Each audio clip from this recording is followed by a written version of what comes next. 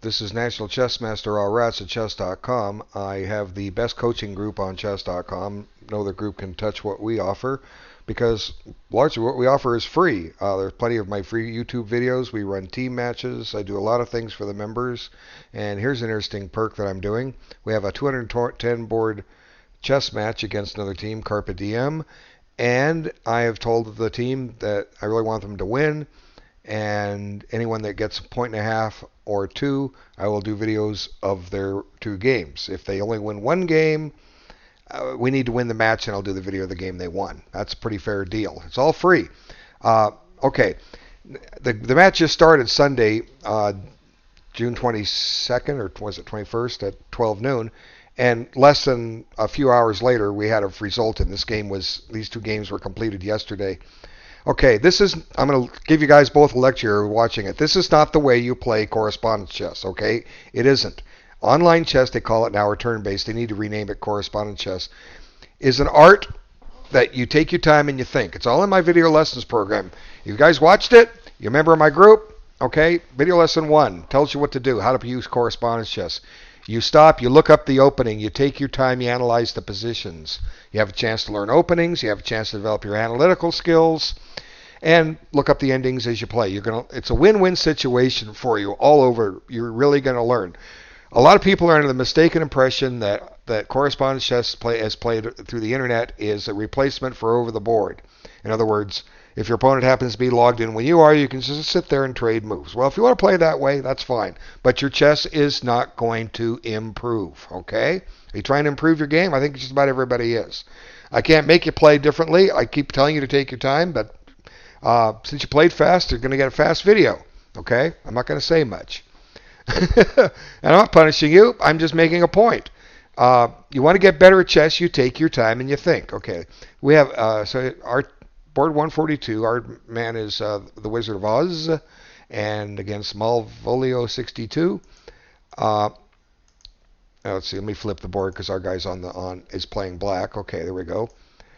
Now Queen F6 is a completely unorthodox move. I imagine it's been played before. I'm not going to look up the theory on it.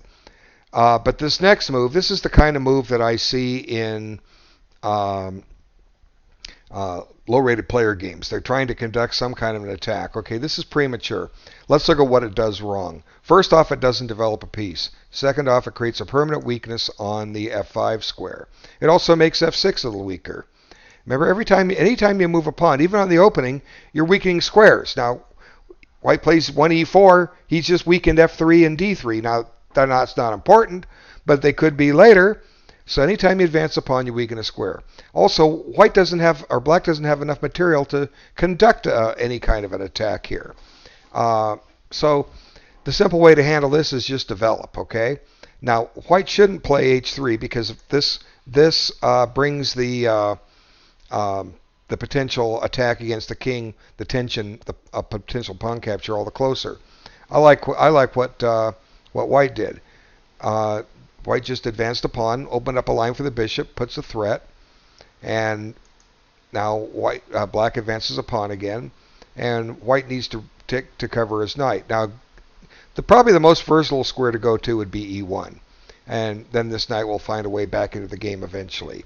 And I think that Black is going to find himself a little bit embarrassed here in the long run. But anyway, knight D2. Now here's a move that I'm going to condemn. To always develop your pieces, okay? If White wants to take, let him take. Continue your development, okay? A perfectly logical move is just G6. Imagine you're going to try to attack against the enemy king. Well, head that direction, okay? Get your bishop out, then get your knight out. I mean your H pawn running up the board. Get your bishop to C5. Okay, you don't have time to stop and play moves like A6. Just waste a move. But it's going to work out because you do this move. Okay, now here comes the pawn thrust. But now we can see why White has misplaced that knight. He starts running himself into a little bit of trouble here. Okay, Black brings a bishop out. He's hoping that maybe White will take, and then this can get the rook up to the third rank. and then maybe eventually this rook can come behind. I'm not exactly sure what he's thinking. Okay, knight c3, d6, and here white basically outwits himself. We'll see what happens here in a moment.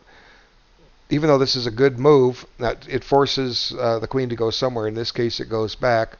White's not paying attention. Look at this bishop right here. Okay, where's its retreat square? Well, the answer is there isn't one. A perfectly logical move for black or white to play now is d4, and I think white's probably got the better game here, simply because black has two pieces developed. Okay, the bishop on h6, it's about to be traded, and the knight on c6. Black is several moves away from castling queenside. With white being ahead in development, white should probably be getting the better game here real quick. Instead, white gets aggressive and suddenly finds his bishop trapped. And no matter how you slice it, white's going to be down a piece, so white chose to resign. Okay, so moving along to the next game. Let's see. Let's bring it up. And again, this obviously both sides are guilty. They both sat there and played quick chess. So reset, flip board because our man is white. Okay. Let's see what happens. Now here he's following a system I've been playing, the King's Indian attack, except I usually am castling right about now. I don't play c4. And this takes on certain characteristics of a perk defense reversed, except that in a perk defense, this pawn will be on e5. And normally, this queen is going to come over and take this. But white finds a good move. Now they have the option of taking with the knight at some point. And white now commits a mistake, which is obviously because he moved too fast. White can get really a clear advantage in this position. And the move is simple. Just take this knight, okay? It undermines the defense of this bishop, so black's reply is forced. He must take this with check, okay? Now you take back, and now pawn takes knight, and simply queen takes. Now let's look at the position. White's got a perfectly logical pawn structure, two pawn islands, one huge one, and one little isolated pawn. White has the two bishops. Black has no dark squared bishop. This pawn on c6 is pretty much a goner at white's choosing. Let's see. White has everything he wants here. This is just a clear advantage for white. Let's see. What if he plays knight here? Could get a little tricky. Okay, let's attack that. I don't know if this is the best, but let's just, we're taking the pawn, getting the queen out of danger. Your pawn up. Got to stop and cover this guy. Here's a good way to do it. d4. Look at that pawn center. White's a clear pawn up with a great game. But because both sides are moving too fast, they don't take. They are not seeing all the right moves. Okay, so white took this pawn instead. Let me back up and show you that. Okay, so he didn't play knight takes c6. He played knight takes c4. And now the game is kind of pretty much even. And there's some pressure on c3. White covers it. And now black commits a serious mistake, and white handles everything here fine. What's wrong with b5? Well, what did I say in the first game? Every time you move a pawn, you weaken a square or even two squares. c6 is no longer protected. Okay, that's going to come into play here real quick. Black sees that he's got a tempo on the queen, but white has his wishing zug here. And I give white credit for doing that. Take the knight first. Okay, now if for instance pawn takes, knight takes, queen check, and black's just going to have a whole bunch of double pawns, and that can't be good for him. So he takes the knight, but now white's able to grab this knight. this pawn, and the tempo on the queen.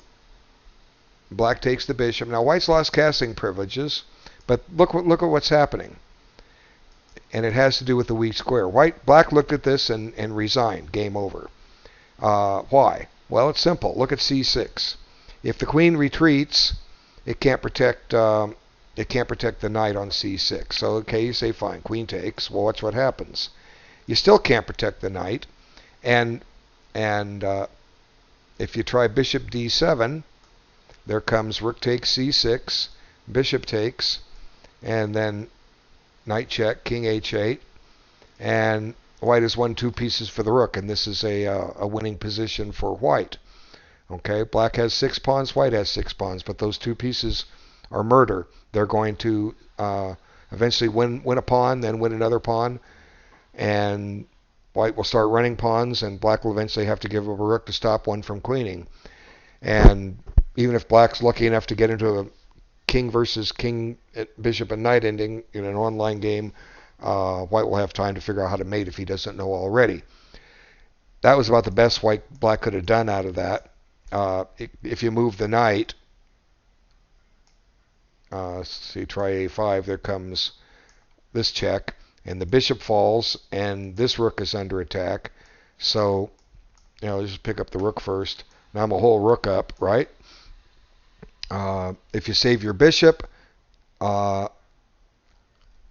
retreat my bishop. If you take my bishop, then I go here. And now white's a whole rook up. So the best he could have done was what I showed. Anyway, the lesson here is this is not how you play online chess, even though you won, okay?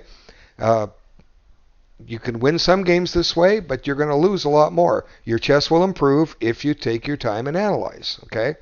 I just know this is fact. The number one reason people lose games is you move too fast. So congratulations on your 2 wins, but slow down. And thanks again.